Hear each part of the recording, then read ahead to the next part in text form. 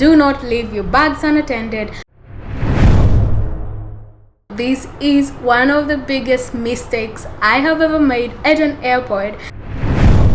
Hey, I'm Phyllis, an African solo traveler on a mission to visit every country in the world. This is Stamped and Questioned, where I bring you border drama, wild visa stories, and everything in between. Passports out, deep breath in, and let's cross the border. This is episode 2. Disclaimer, this entire episode is being recorded on the road, so you can see the background is a makeshift one, no equipment, no nothing, just the reality and the stories. Today, I'm actually going to pivot just away from visa drama and tell you border drama. And this one was my own making. This is one of the biggest mistakes I have ever made at an airport, and it is something that you hear all the time, but you never really think about it until you do. Let's get started. Do you know when you're at an airport, there are a few things that they always announce, right? One, they'll tell you that do not leave your bags unattended because this will be considered a security threat, and all the other things that they say. I'm sure you've heard that. Let me know in the comments if you've ever heard that, right? Let me set the scene so that these all make sense. It is a few years back, before I had traveled the way I've traveled now. Please do not crucify me for my mistakes. This one was a big one and it could have ended badly. Let me set the scene for you. The year is 2019. I have been chosen to go to Sweden for an exchange program. As a very excited Kenyan, you can imagine I was taking every opportunity to leave the country and travel to other countries as much as I could. Why? Because with a Kenyan passport, and a lot of people will relate, it's not easy to travel to Europe. It's not easy to even get the Schengen visa itself. When you get it, then you take advantage. And this time I had a resident permit card for 6 months, and so I got exploring. During that time, I actually went to Russia on a cruise, Finland on a cruise, I went to Greece for a weekend, and finally I decided to take my most epic trip at that time. 3 weeks towards Southern Europe, 6 countries, 9 cities. I was excited, but I was on a budget. Budget means that I was using budget airlines, buses, and trains anytime I could. It meant that a journey that would take me 4 hours was sometimes taking me 20 hours because I was trying to connect with the cheapest possible means. And to do this, I used a website called Kiwi, no ads whatsoever, but this website allows you to choose for one destination. You can choose a plane, a combination of a plane, a bus, and even a train if possible. Sometimes a boat if that were the case. I guess I've never seen one, but it's possible, I'm sure.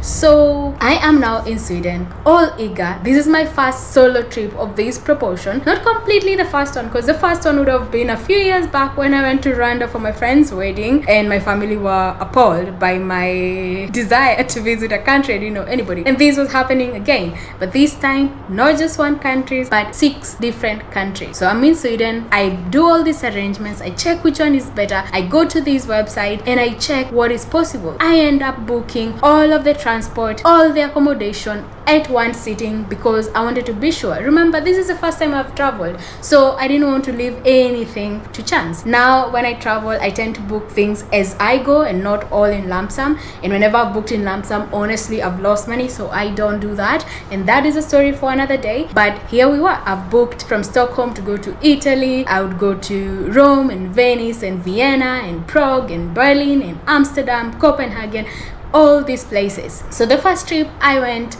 was from Stockholm all the way to Rome. But to get there, I actually had 3 means of transport. First one was a plane to Gdansk in Poland. Sorry if I butchered that. And then from there, I would take a bus to Warsaw, where then I would take another flight to Rome. Remember, all these ones are budget buses, budget trains, and budget planes. And what now I know, I did not know then, is that when it is a budget plane, it actually lands at very small airports, very far from the cities. And you have to take another maybe train like an hour or 2 to get to the actual city. So this is a lesson that I had been learning all over my trips across Europe because of the budget that I had. Anyway, so I started my trip the first week. So go to Rome, go to Venice by train, go to Vienna on a bus, go to Prague on a bus, arriving at late night. Sometimes I was arriving at like 3 a.m. but my check-in is all the way the following day at 3 p.m. And so there was one time I was sleeping on the lobby of a hostel because I didn't want to pay, or they didn't have early check-in. I cannot remember which was which, but all this was happening during all these trips. And on top of that, I was having a very active nightlife at the time, so I would be walking around the places during the day to explore, and at night I would be dancing my heart off. You can imagine, for 3 weeks doing this day and night, how tired somebody could be. And then on top of that, to save cost, remember, I had time, I didn't have so much money. I would take night buses and night trains to transition from one place to the other. So it would be, let's say it's on a Tuesday and I'm in Vienna. I'll spend the day in Vienna exploring. I'll check out of the place, but I'll ask them if they can hold my luggage.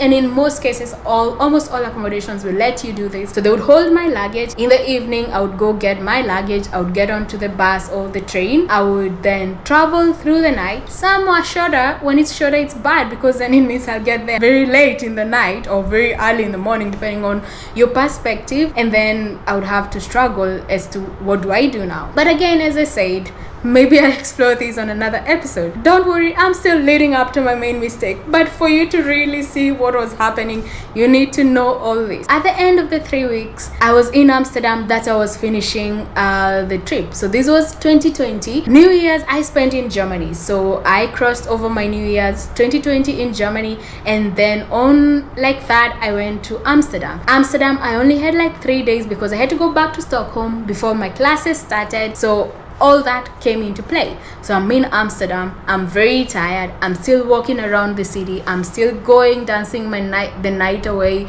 and then it was time to go back to Stockholm. Remember how I got from Stockholm to Rome? It was a combination of planes and buses and another plane. This time it was a bus, a train, and a plane to get me back to Stockholm. Again, if I had the money, I probably would have done a 1 or 2 hour flight, but I did not have the money, so I went the long way. So the first one was a bus that was taking me from Amsterdam all the way to Cologne in Germany, where then I would take a plane to Copenhagen, and then I would take a train to Stockholm. You think it's that straightforward, but here's a caveat. Remember, I had the time, not the money. The bus from Amsterdam to Cologne was quite easy, but in Cologne I had a 12-hour layover. So I was getting there at around 6 p.m. and I would be leaving the following morning when the plane started again. When I booked this, I didn't think of it as a problem because I thought, because I'm getting there at 6, I'll be able to see Cologne for about 3 to 4 hours before it's about 11-12, and then I can find a place to lay low before the flight starts. So that was my confidence when I started the trip. When I got to Copenhagen, it would be the same thing. I had about 6 hours before the train would leave. So I thought, again, I'd go to Copenhagen, see some sights, and then come back in time to take the train to take me to Stockholm. All these things, I'm thinking them as I'm planning, not when I'm on the ground. So on the D-Day, I leave Amsterdam, all excited. This is the most epic trip I've ever had in my life, and it is also the trip that laid foundation to what I'm doing today. So it's a very important trip. I'm on an all high, but I'm also extremely exhausted. I get to Cologne at around 6. Another caveat, this is January, which means it is winter in Europe. It means shorter days and longer nights. It also means around 4 p.m. it gets dark and most places close. That was the first caveat.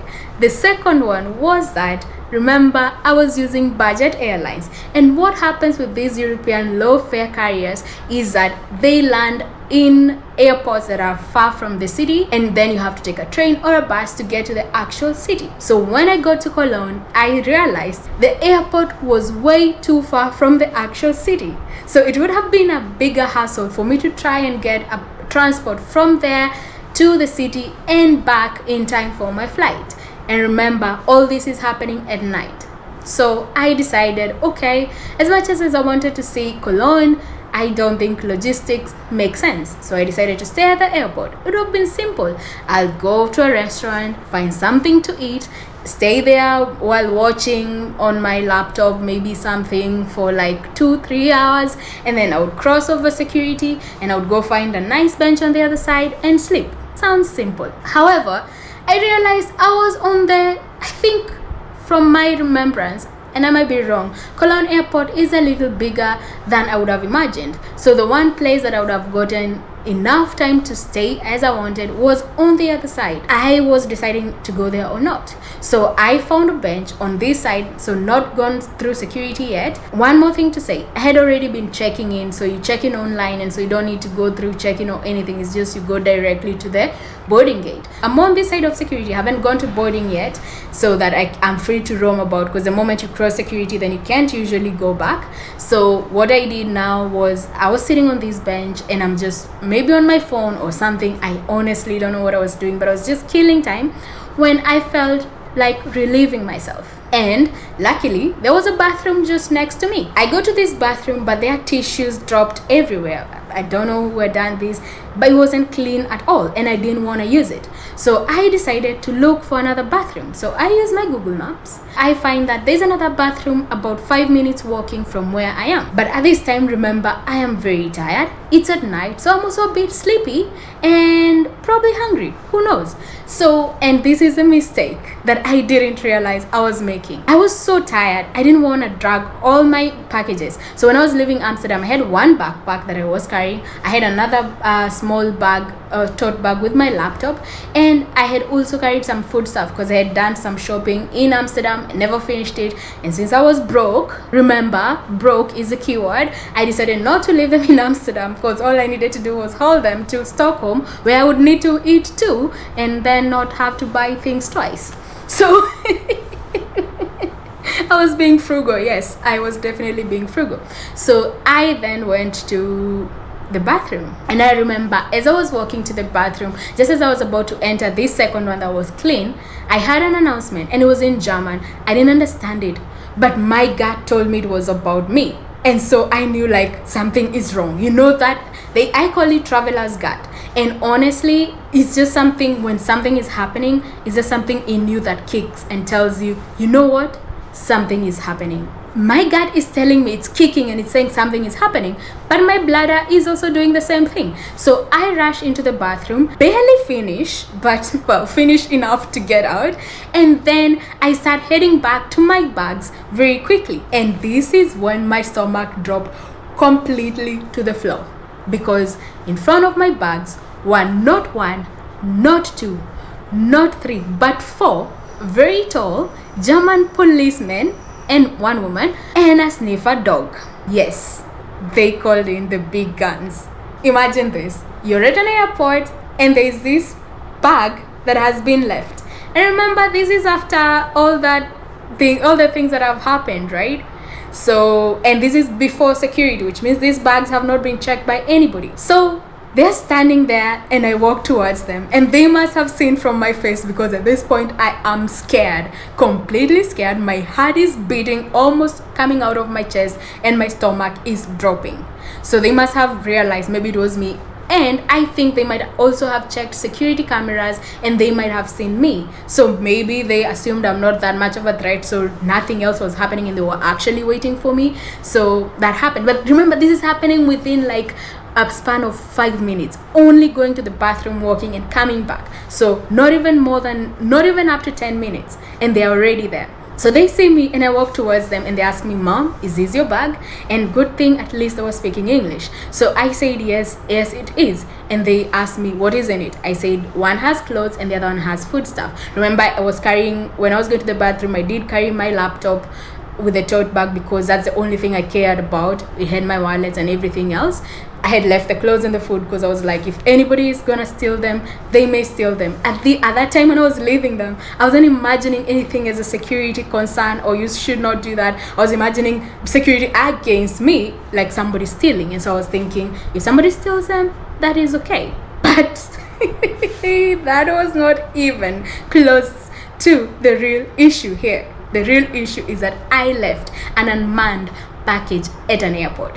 Now I'm standing with a policeman, and they asked me if the lady can check my bag. So I said yes, she can. So she goes through everything, and she realizes it is just clothes on one bag and food stuff on the other one. And so now comes in the panic. So one of the officers tells me, "Mom, do you know," like that, "Mom, do you know it's against the law for you to leave a bag unattended at an airport?" And at this time, I don't know, I'm just confused, and I'm like, yeah, but I tell them. So they ask me, "Why did you do it?" So I told them that honestly, I'm just very tired and I wanted to go to the bathroom, and the one right here is dirty, even you can check and you can see that. And so I was just going to the other one, which was cleaner, and I didn't even think about the bags. I was just too tired to carry it all the way there, and yeah, I didn't mean to, and I'm so sorry. And they tell me, "Do you know you're supposed to pay a fine? You're supposed to pay a fine. You can even go to jail for this, and you also need to pay for all the resources that have been used to get here. So checking the CCTV, the dog, the officers, and all that." Do you remember why I'm doing all this? Remember why I'm at an airport for 12 hours without even a hotel to stay at? It's because I'm broke. So if I was to pay a fine of that magnitude, I don't know where I would have gotten the money. He tells me that I need to pay because that's what the fine is at. And because I think they hear from my accent that I'm not German, obviously, they ask me, "So where are you going? Who are you? Where are you from? Where do you come from?" So I give them my passport, tell them I'm going back to Sweden, and I show them my Swedish resident card. So they check, both of them verify that everything, my passport is correct, the resident card is correct, and then they give them back to me. So at this point now, it's between me and them and the fine. So it's either go to jail for a few days or so, or pay the fine. I don't know German laws. Quite frankly, I don't know any airport laws because I've never broken any, and definitely not on purpose. And well, except this one time that I'm telling you about. We stay there, and I think they take pity on me because at this point, I think I'm either in tears or almost crying. I am begging, trying to explain to them that it was unintentional and I wasn't doing anything like in a malice. Maybe it helped that there was nothing in my bag that would be bad. At this point, I'm glad I never tried to carry one of those lollipops from Amsterdam. Because oh my god, they let me off with a warning. They say, "Please don't do this again, never leave your bags at the airport." And I tell them I will never leave my bags at an airport, and I don't usually leave my bags from an airport. I learned that the hard way. So yeah, the good officers, the Germans. I know people talk about Germans and they say how strict they are and how they can be, but quite honestly, for me, it was grace at that point. So they let me off with a warning, and they told me to never do that again, and I could have paid a very huge fine, which thankfully, thank God that I didn't pay because I did not have money.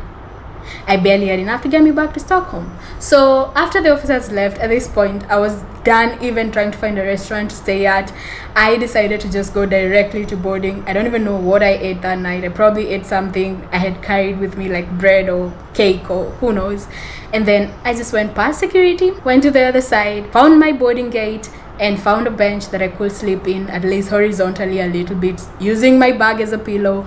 And then I slept until when I could. And you know, if you've ever tried to sleep in an airport, you don't really sleep well because every so often there'll be an announcement that wakes you up, or there'll be somebody passing by, they knock off the bench or something like that. But well, this is what you trade. So in my experience, travel is all about time versus money. Which one do you have more of? And at this time I had time, not so much the money. Eventually the time came. We got on the flight from Cologne, Germany to Copenhagen. And then in Copenhagen, remember, I thought that I would be able to walk around for like 6 hours. Turns out that the airport where I landed was the same place, just underground, where you get the train. So again, based on how tired I was, the emotional toll that this was purely my mistake, cost me. I didn't have any strength left. So I think I found a Burger King or some sort of fast food restaurant like that. I sat at a corner, ordered some food, and then just spent the whole time watching movies on my laptop until it was time to get on the train back to Sweden. So eventually I got on the train back to Sweden, and that was the end of my 3-week epic trip across Europe. And it was amazing. It as I said, it laid foundation to what I'm doing today. And yes, I made mistakes, and trust me, this was not the only one. This was the major mistake that I made, but there are others that I made along the way that I learned from. But also there was so many epic memories, meeting so many kind people and good people, made friends that I actually came to meet later on. Like in Rome, I met this lady from India, and when I went to India years later, I met up with her. I went to visit her family, and it was so awesome. And so this is why I tell these stories. One, so that you don't make the same mistakes as me, and two, so that I can show you that no matter what happens at the borders, at the airports, there's so much more inside that. And so thank you so much for listening to this. When you hear that alarm that tells you do not leave your bags unmanned at the airport, believe it, it is serious. Do not make this mistake that I did. And that was episode 2 of Stamped and Questioned. This was less stamped, more question, and this one was completely 100% my fault, but I learned from it. Trust me, I have not repeated that mistake until now. And so I wanted to tell you this story because throwing back at it is like, there's these things, announcements that you hear, you don't even think much of them until it comes time for you to actually think that, wait, these people are serious about this. I don't know what the fine is. I don't remember if I checked, but whatever it was, I'm pretty sure I could not have afforded to pay it. And not just that fine, I would have also paid for the manpower that was used to hunt me down. So I thank God that I came out of it like that, and I'm here to tell the story. So stay tuned for more stories like this. Some of them I'll laugh about, some of them I might cry about, because doing a journey around the world on a budget with a Kenyan passport is an adventure on its own. So stay tuned, and I will see you in the next one. This podcast is available anywhere you listen to podcasts, and you can see a visual of it on YouTube. Disclaimer, I am recording this on the road, so there might be some noise in the backgrounds and the visuals might not be that great, but I hope you enjoyed listening to the story and that you'll come back next time for more.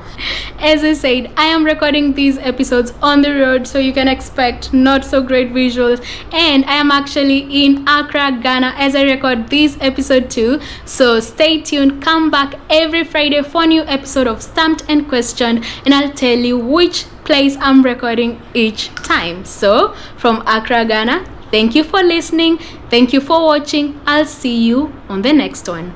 Bye.